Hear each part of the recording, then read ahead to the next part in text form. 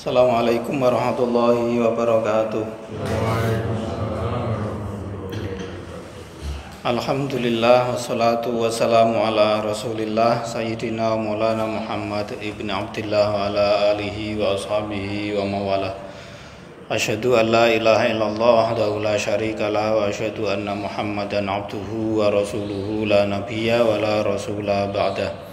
Rabbi syrah li sadri wa yassir li amri wa hlul 'uqdatam min lisani yafqahu qawli. Subhanaka la ilma lana illa ma 'allamtana innaka antal alimul hakim. Amma ba'd. Bapak Ibu jamaah Masjid Mujahidin rahimakumullah, sesarengan monggo kula dherekaken muji syukur dumateng Allah Subhanahu wa taala ingkang sampun peparing nikmat dumateng kita sedaya zahir ugi batin, khususipun Islam lan iman. Kaping kalihipun sholawat salam mugi kunjuk dumateng Nabi Agung Muhammad sallallahu alaihi wasallam, panutan kita ingkang kanthi ajaran agami Islam betok selamatan kita sedaya teng donya dumugi akhirat. Sesarengan kita ngiti kanthi waosan basmalah. Bismillahirrahmanirrahim. Mugi-mugi Allah paring ridho napa ingkang kita acaraken. Mugi-mugi dicatat dados salah satunggalipun amal kesaenan kita. Amin Allahumma amin. Bapak Ibu rahimakumullah, kita lajengaken tafsir Ibnu Katsir surat At-Taubah. Masuk ayat ke-48 nggih. Laqad taghawul fitnata min qablu. 48 surat At-Taubah. Sampun Ibu nggih. Bapak sampun. Kita waos ayat 48 sampai ayat 50 nggih. Monggo. A'udzu billahi minasy syaithanir rajim. Bismillahirrahmanirrahim. Laqad taghawul fitnata min qablu wa qallabu lakal umura hatta ja'al haqqu wa zahara amrullahi wa hum karihun wa minhum may yaqulu zalli wala taftinni ala fil fitnati saqatu wa inna jahannama lamuhitatum bil kafirin. In tusibka hasanatun tasuhum wa in tusibka musibatun yaqulu qad akhadna amrana min qablu wa yatawallaw wa hum farihun. Qul la yusibana. Satu lagi. Qul la yusibana illa ma kataballahu lana huwa maulana wa 'alallahi falyatawakkalul mu'minun. Bapak Ibu rahimakumullah. Ayat 48 surat At-Taubah ini masih rentetan dari perang Tabuk nggih, yang beberapa pertemuan ini sudah kita bahas terus terkait dengan orang-orang munafik yang ketika perang Tabuk ini mereka meminta izin, meskipun Allah menegaskan di awal-awal dulu nggak ada yang boleh izin. Di ayat 48 ini Allah mengatakan terkait dengan orang-orang munafik, laqad ibtaghawul fitnata min qablu. Sebelum ini pun mereka orang-orang munafik itu sudah banyak melakukan fitnah kepada Nabi Muhammad secara khusus dan kepada umat Islam secara umum. Allah mengatakan laqad ibtaghawul fitnata min qablu, ay laqad a'malu fikrahum wa ajalu ara'ahum fi kaidika wa kaidi ashabika. Mereka ini sudah menggunakan pikiran dan ide-ide mereka dari dulu untuk mencoba untuk membuat tipu daya kepadamu dan kepada para sahabatmu Muhammad, juga untuk merendahkan agama ini. Yaitu terbukti ketika awal kedatangan Nabi di Madinah, orang-orang Yahudi itu ya berusaha untuk menghalang-halangi dakwah Nabi Muhammad. Orang-orang munafik di dalamnya juga seperti itu. Baru ketika Allah memberi kemenangan pada perang Badar, maka Abdullah bin Ubay bin Salul, pentolan orang munafik dan para pengikutnya, baru kemudian mereka merasa, wah ini kalau kita terus-menerus menunjukkan ketidaksukaan kita kepada Islam, sementara Islam semakin kesini kok semakin besar, akan berbahaya bagi kepentingan kita.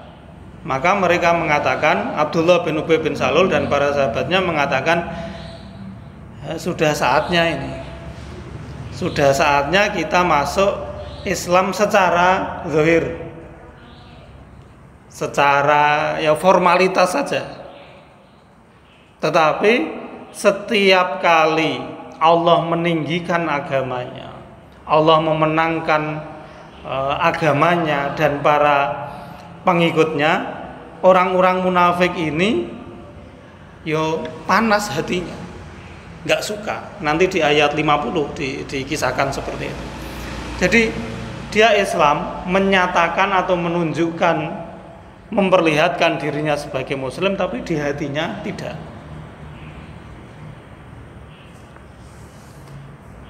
Wa qallabu lakal umura, dan mereka dari dulu juga memutarbalikkan urusan.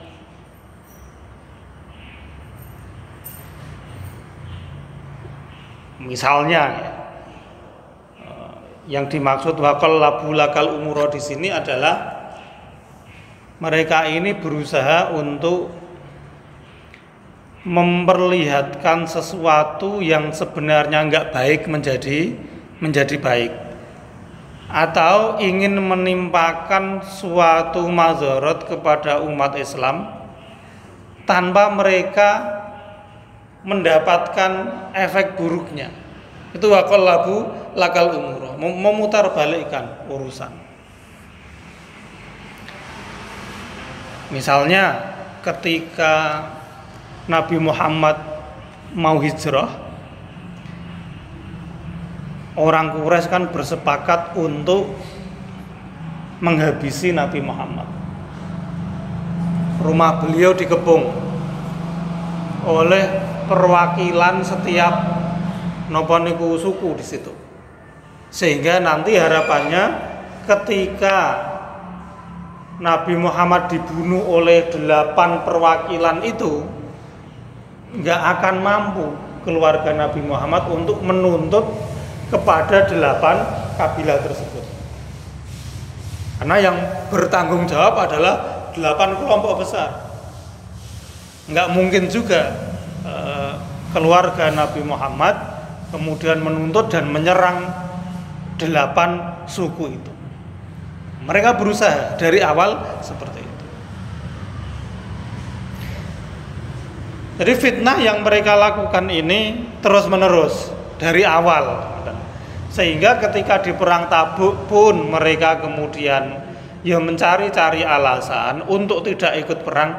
Ya kamu jangan terlalu heran, karena track recordnya dari awal mereka sudah ya seperti itu. Jadi sejarahnya mereka memang kayak gitu.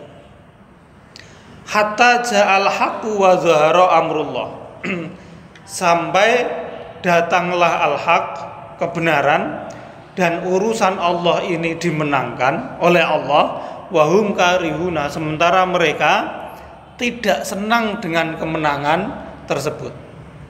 Yang ngaku muslim, tapi ketika umat Islam menang, umat Islam bersatu, itu nggak suka. Itu ciri orang-orang munafik. Nah kemudian di ayat 49 disebutkan ya, wa minhum, di antara mereka ini orang-orang munafik yang tidak ikut perang Tabuk, yaqulu may yaqulu, ada orang yang berkata kepada Nabi Muhammad ini, i'dzalli wala taftinni.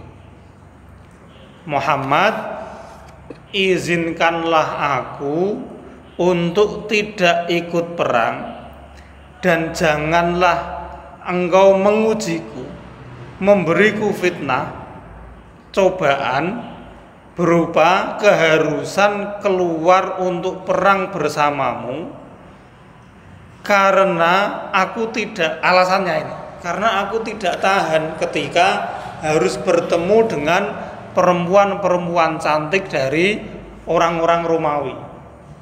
Kan ini mau perang melawan Romawi.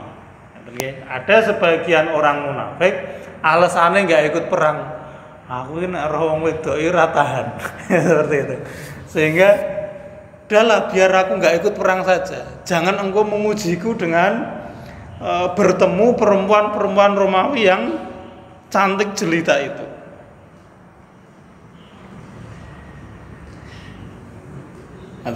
Ada juga yang memaknai berilah aku izin sehingga aku tidak masuk ke dalam fitnah berupa nopo.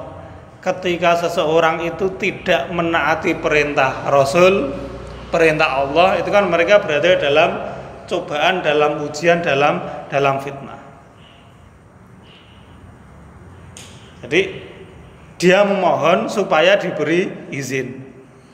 Dan janganlah nopo niku diperberat urusannya dengan mengharuskan untuk ikut perang. Alasannya kayak gitu. Alasannya karena khawatir kepincut sama cewek Romawi.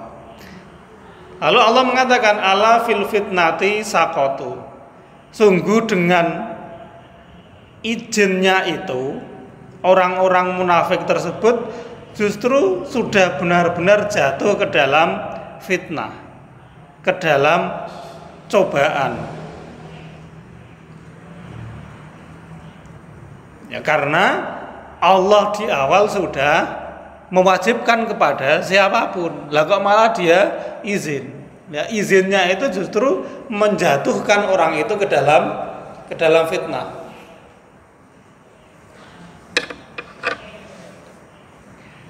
Nah, Bapak Ibu rahimakumullah,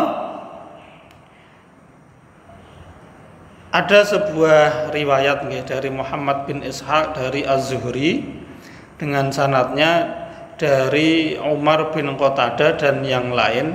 Mereka mengatakan bahwa pada saat persiapan perang Tabuk, Rasul itu berkata kepada Al-Jad bin Qais, pembesar dari Bani Salimah, Rasul mengatakan, kamu mau nggak ikut perang bersama dengan orang-orang yang berkulit kuning, yaitu orang-orang Romawi. Lalu orang itu, Al-Jad bin Qais mengatakan, wahai Rasulullah, apakah engkau mengizinkanku untuk tidak ikut perang dan janganlah engkau menjatuhkanku dalam fitnah? Karena demi Allah, katanya, semua kaumku tahu bahwa tidak ada laki-laki di Bani Salimah yang lebih mudah tergoda dan takjub dengan perempuan ketimbang aku. Jadi alasannya seperti itu. Karena semua orang tahu bahwa saya ini mudah sekali tergoda oleh perempuan. Wa inni akhsha in ra'aitu nisa'a banil asfari la asbiru anhunna. Dan aku khawatir, kata Al-Jad bin Qais, aku khawatir kalau aku melihat perempuan-perempuan dari kaum Romawi itu, aku nggak bisa menahan diri. Lalu apa yang dilakukan oleh Rasulullah? Fa'araza anhu. Rasulullah kemudian berpaling dari Al-Jad bin Qais itu sambil berkata, Qad adintu laka, yes, tak izini. Jadi sambil berpaling, lalu Rasul mengatakan seperti itu. Terkait dengan hal inilah kemudian turun ayat 49 surat At-Taubah ini. Wa minhum may yaqulu dzalli wala taftinni. Di antara mereka orang-orang munafik ada orang yang mengatakan berilah aku izin. Padahal izinnya itu ya hanya sekedar izin-izinan saja, itu alasannya saja. Disebutkan juga si Al-Jad bin Qais ini selain dia ya suka tertarik dengan perempuan begitu, dia tubuhnya gemuk sehingga mudah capek dan ya, suasananya sedang panas, itu nggih. Maka dia mengatakan minta izin, saya ini yo gemuknya kayak gini, bisa apa sih ketika perang begitu. Dan suasananya juga kayak gini. Maka di potongan terakhir ayat itu Allah mengatakan, kalau hanya gara-gara panasnya musim panas pada waktu itu kamu tidak ikut perang, wa inna jahannama, sesungguhnya neraka jahanam yang jauh lebih panas, itulah muhitatum bil kafirin. Niscaya benar-benar akan meliputi, mengepung orang-orang kafir. Gitu. Jadi ya hanya alasan saja sebenarnya mereka. Terdorong oleh nafsu saja untuk tidak ikut berperang. Dan Al-Jad bin Qais ini terkenal sebagai orang yang pelit, maka di dalam sebuah hadis Rasul pernah bertanya kepada Bani Salimah ini, siapa pemimpin kalian? Lalu mereka menjawab, pemimpin kami itu Al-Jad bin Qais, tetapi dia ini orang yang paling bakhil di antara kami. Lalu Rasul mengatakan, nggak ada penyakit yang lebih buruk daripada kebakhilan itu. Lalu Rasul mengatakan bahwa pemimpin kalian adalah pemuda putih bernama Al-Ja'ad Bishr bin Al-Barra bin Ma'ruf. Pemimpin kalian itu bukan Al-Jad bin Qais. Lalu kemudian Bapak Ibu rahimakumullah, di ayat 50 Allah menggambarkan seperti apa orang munafik itu. Sebenarnya ya ketika Allah itu membukakan aib mereka seperti ini, padahal ya nggak ada yang memberitahu Rasul, mestinya mereka sadar. Allah itu mengatakan, yang tusibuka hasanatun tasuhum, mereka itu Muhammad, kalau kamu mendapati sesuatu yang baik, mereka merasa tidak suka. Padahal ketidaksukaan itu ya tidak ditampakkan oleh mereka. Ya mereka secara zahir kelihatan ikut senang. Dari mana Rasul bisa tahu ini?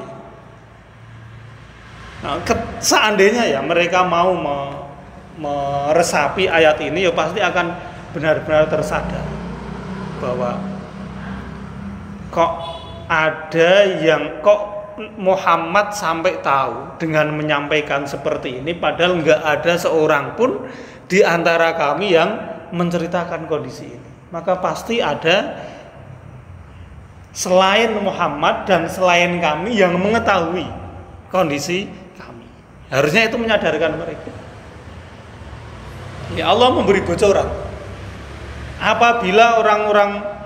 Apabila kamu mendapati kebaikan, ya berupa kemenangan ketika perang, kalau konteksnya perang, sehingga mendapatkan ghanimah, harta rampasan, tazuhum, mereka nggak suka.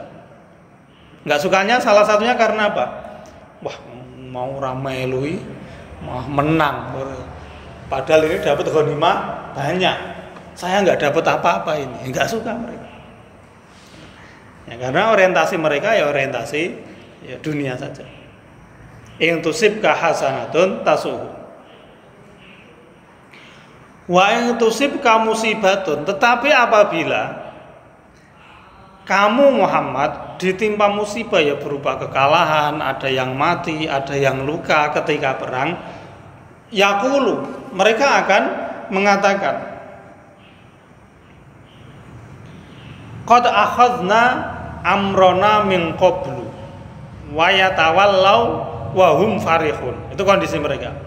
Ketika umat Islam kalah, mereka ini mengatakan, ya, qad akhadna amrona,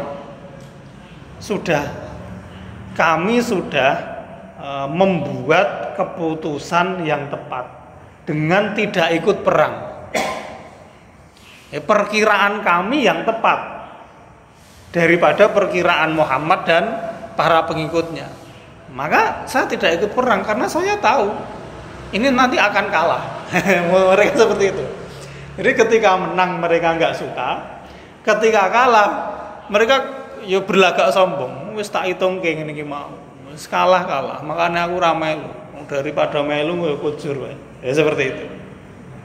Lalu wayatawallau, mereka berpaling dari pasukan perang itu, wahum farihuna, di dalam hati mereka penuh dengan kegembiraan. Dan itu ciri dari orang munafik. Ya, kalau bisa kita simpulkan ya mereka itu menari-nari di atas penderitaan kita. Jadi senang. Jadi kalau ada orang ngaku muslim, neng kok seneng sedulur muslime itu sedang dalam kondisi kesusahan, maka dia orang munafik. DCC dan seterusnya gitu nggih, itu orang munafik. Cirinya kayak gitu. Jadi ketika seorang muslim mendapat kebaikan dia nggak suka. Sebaliknya kalau seorang muslim mendapatkan bencana dia senang.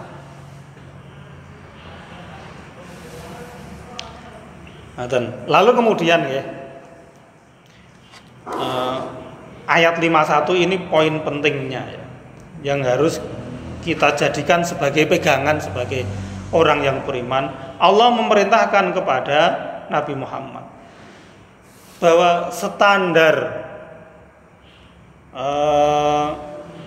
kebaikan itu bukan pada menang dan kalah. Ini Allah ingin memberi rumusan kepada orang yang beriman. Bukan karena menang, bukan karena kalahnya kamu mendapat kebaikan. Karena la yusibana illa ma kataballahu lana. Katakan Muhammad kepada orang-orang munafik itu, tidaklah sesuatu menimpa kami kecuali itu yang ditentukan, dipastikan, ditakdirkan oleh Allah untuk kami. Gitu. Jadi apapun yang terjadi itu atas kehendak Allah Subhanahu wa taala. Sehingga nggak masalah menang atau kalah. Yang penting adalah kita menjalankan, melaksanakan perintah Allah Subhanahu wa taala. Mau kita kalah, mau kita menang, itu urusannya Allah, karena itu sudah ditentukan oleh Allah. Yang penting ketika diperintah jalan. Bukan dengan perhitungan. Ketika merasa wah ini bakal kalah, nggak ikut. Atau wah ini bakal menang, lalu kita ikut. Enggak seperti itu. Bukan masalah menang kalah. Tapi masalahnya kita menjalankan apa yang diperintahkan oleh Allah Subhanahu wa taala. Nah, kemarin-kemarin pernah kita bahas bahwa ciri orang yang beriman itu ketika mendapat perintah Allah dia tanpa mikir. Tanpa mikir kenapa? Karena dia sudah yakin.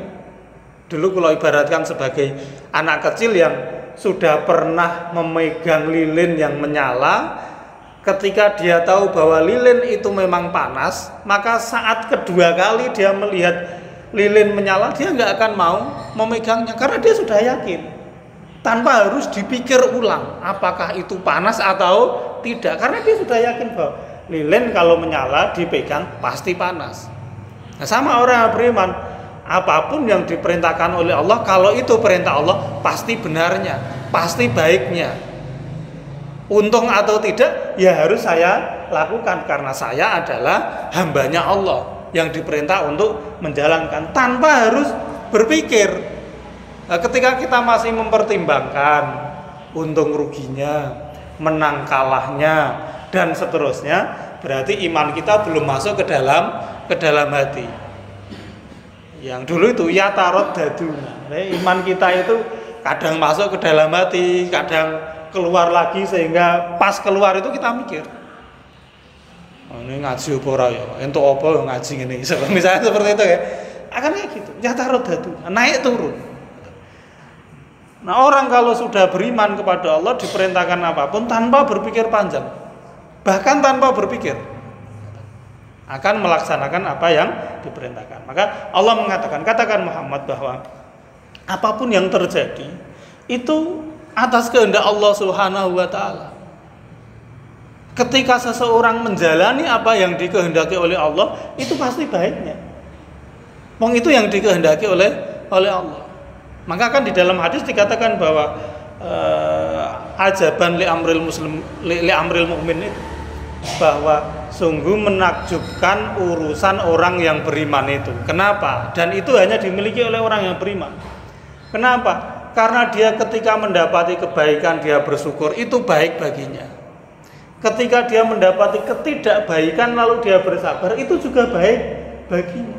Dan itu hanya dimiliki oleh orang yang beriman atas keyakinannya bahwa apapun yang terjadi itu sudah atas kehendak Allah Subhanahu wa taala. Sehingga ya tenang, kita ditimpa musibah ya, oh ini dari Allah. Suwun Gusti, kula nembe diuji, kula insyaallah siap menjalankan ujian ini. Wong namanya ujian itu ya pasti untuk menaikkan kelas, menaikkan level. Apapun itu, ujian itu ya biasanya kalau nggak mau promosi jabatan atau naik kelas atau apa kayak gitu. Ketika kita diuji berarti Allah ingin menaikkan kelas kita atau ingin mengingatkan kita. Artinya selagi Allah itu masih cawe-cawe, jawil mengingatkan kita, itu berarti Allah masih perhatian dengan kita. Ya kalau misalnya kita punya anak di masjid, anaknya dhewe rame. Kita sebagai orang tua, ketika melihat anak orang lain rame dan melihat anak kita juga ikut rame, sing diamuk sing dhisik. Anaknya saya tahu. Karena apa? Kita perhatian terhadap anak itu. Orang itu ngono-ngono kuwi. Misalnya seperti itu.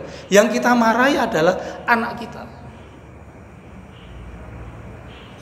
Nah, ketika Allah itu masih sayang kepada kita dan kita dianggap sebagai hambanya, ketika kita ini sedang berbelok arahnya, Allah akan memarahi kita. Dengan cara apa? Yaitu memberi peringatan kepada kita. Entah itu dijewer, diberi ujian, diberi macam-macam. Itu bentuk dari perhatian Allah terhadap kita. Apakah kita ketika marah kepada anak sebagai orang tua dalam kasus kayak gitu karena kebencian kita kepada anak? Kan betul tak ya? Karena kita sayang, kita pingin anak kita menjadi baik. Demikian halnya Allah. Ketika Allah itu menghendaki kebaikan pada seorang hambanya, Allah akan terus mengawal hamba ini. Kok mulai melipir kayak gitu. Lalu kemudian ditarik, dikembalikan pada rel yang benar. Beda ketika Allah itu sudah nggak sayang kepada seseorang, dibiarkan saja, diujo istilahnya, di istidraj, sak karep-karepmu, sampai nanti ketika sudah puncaknya tak ambil nyawamu. Maka bersyukurlah ketika kita ini masih terus-menerus dibimbing, disentil, dijewer, dituntun, ditarik oleh Allah Subhanahu wa taala lewat musibah-musibah yang mungkin menimpa kita. Sebab selagi kita sebagai orang yang beriman, musibah itu pasti untuk kebaikan kita. Karena yang dikehendaki oleh Allah atas musibah yang ditimpakan kepada orang yang beriman itu bukan musibahnya, tetapi nilai hikmah dibalik musibah itu. Sebagai orang yang beriman kita diuji, gara-gara diuji kita kembali mengingat Allah. Yang diinginkan oleh Allah itu mengingat Allahnya. Tetapi karena ya mungkin ana wong model-modelane nek ora diamuk ku ya ora sadar-sadar, ngoten, dimarahi dulu baru kemudian sadar.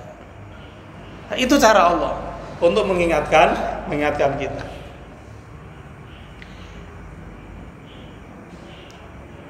Sementara pertimbangan orang munafik itu kan untung rugi, bahwa ketika sesuatu itu menguntungkan maka bukan musibah, sementara sesuatu ketika memang merugikan dirinya dianggap sebagai musibah.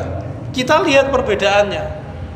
Orang beriman fokusnya adalah menjalankan perintah Allah dengan menanggalkan nafsunya sama sekali. Sementara orang munafik menjauhi atau meninggalkan perintah Allah, fokusnya itu nafsunya,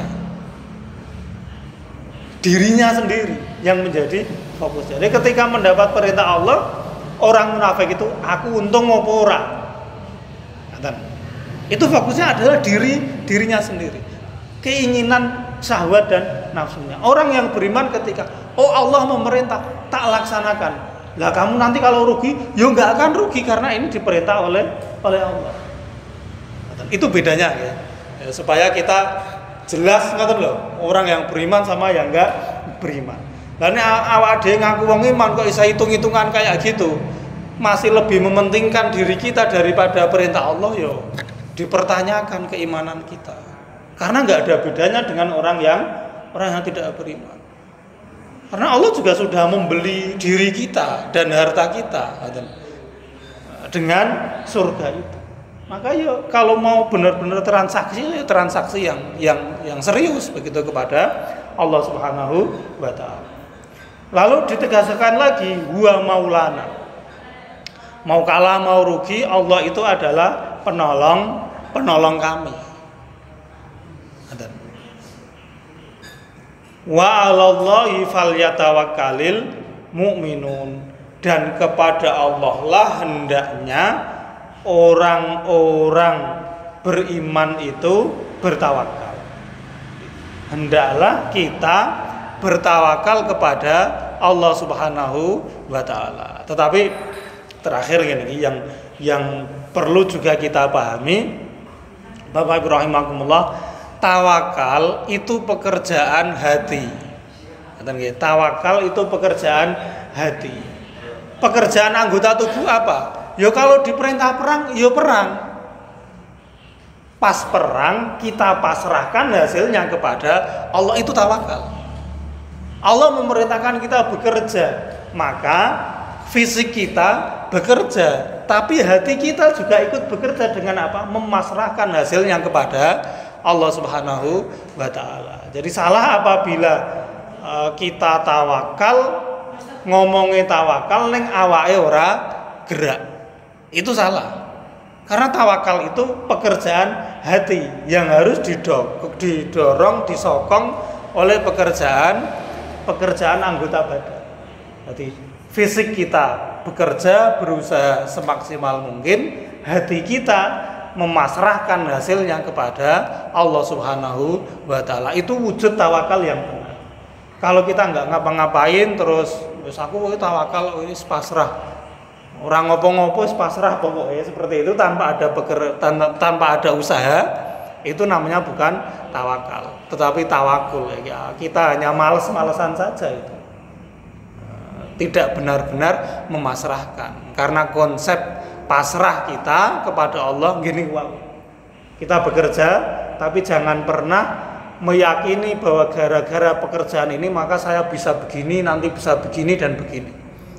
Bekerja saja, hasilnya kita pasrahkan kepada Allah Subhanahu wa taala. Enggak ada apapun yang menimpa kita ke depan kecuali itu yang dikehendaki oleh Allah. Dan apapun yang dikehendaki oleh Allah bagi orang yang beriman itu ujung-ujungnya pasti kebaikan. Mau sesuatu yang sesuai dengan apa yang kita inginkan maupun tidak, pada akhirnya pasti itu akan memberi kebaikan pada kita. Ini Bapak Ibu rahimakumullah yang harus menjadi fondasi pikiran kita dalam menjalani kehidupan sehari-hari. Supaya apa? Supaya tenang. Yang pertama, yang kedua, ya ben ono bedane wong iman karo wong sing ora iman. Ya insyaallah ngoten, mungkin iki manfaat khususipun kagem kula piyambak.